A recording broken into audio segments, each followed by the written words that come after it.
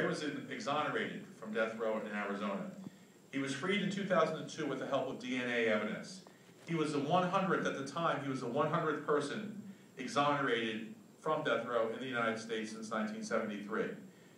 Anyone who hears his story, I think, has to pause and really consider whether the death penalty is appropriate in light of the fact that a situation like Ray's can occur. And I'm very honored that he's here today, and I'm very glad you're here today, Ray, because it didn't have to be this way.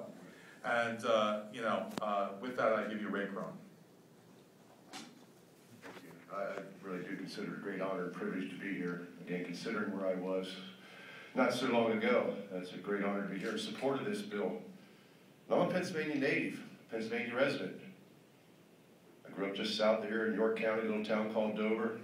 I was in the Boy Scouts, the church choir, played Little League baseball, Little League Pee Wee League football, graduated in the top 15% of my high school.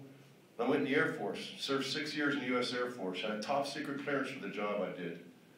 When my 6 years were up, I was stationed in Arizona, Phoenix, Arizona. I liked it, I stayed there.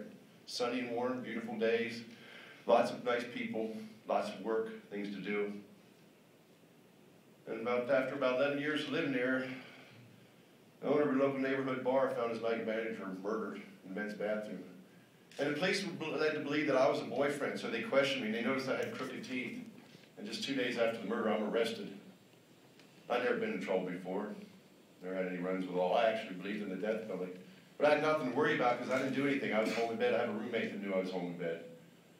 Nevertheless, just 6, 7 months after my arrest, I couldn't afford to hire an attorney, the hundreds of thousands of dollars it takes to hire an attorney for a capital murder case. The courts granted me an attorney. $5,000 he was paid then to represent me in that case.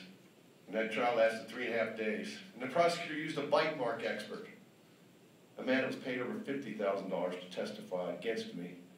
And I was convicted based on that bite mark. And when it came time for sentencing, I was supposed to show remorse. I was supposed to show regret, apologize. How do you show remorse for something you didn't do? I told him he had the wrong person. I didn't kill her. So I was labeled as a cold-hearted, non-remorseful murderer, a monster by the prosecutor. And I was sentenced to death.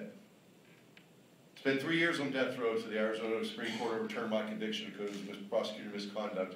And by now, my family and me both knew that this was serious, that this was not going to go away, that they didn't care if you were guilty or innocent. They just wanted somebody to pay. And so my family mortgaged their home, cashed in their retirement funds, and we hired an attorney out of Southern California to represent me. And that trial lasted 6.5 weeks.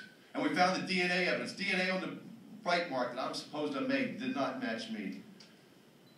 Nevertheless, the prosecutor was very persuasive. He told the jury to ignore that DNA, that she was a waitress that was just transferred here by accident from somebody else's glass or bottle. And I was found guilty again. And this time the judge, after hearing 6.5 weeks of testimony, ruled there was lingering residual doubt of my guilt. He said he wasn't sure that I'd done it. So I was sentenced to 25 to life instead. My family continued to support me and believe me. And after 10 years, 3 months, and 8 days, we finally had DNA testing was done.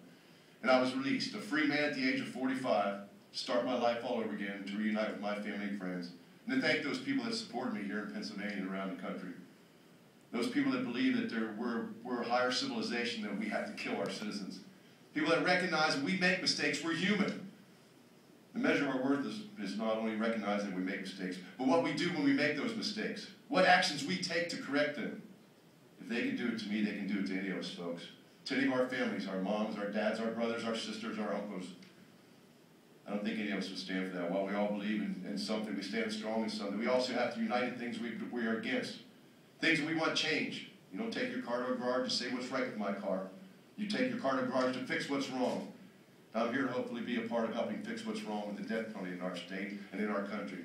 And we're going to recognize that it is fruitless, mean-spirited, prejudiced, biased, and darn right impractical. Because the way we handle it now, it's a luck of the draw.